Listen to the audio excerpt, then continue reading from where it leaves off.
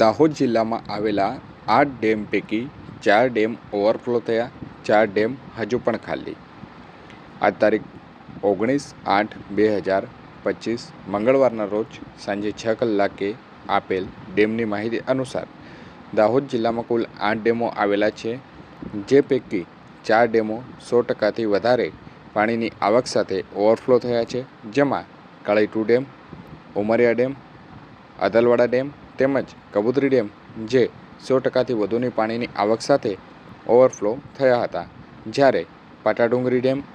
માછરનાળા જળાશય dam, વાંકલેશ્વર dam અને Hadaf dam હજુ પણ 68.5%થી 85.10% સુધી ભરાયા છે અને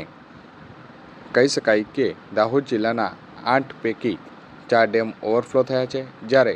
4 ડેમ અત્યારે પણ ખાલી છે.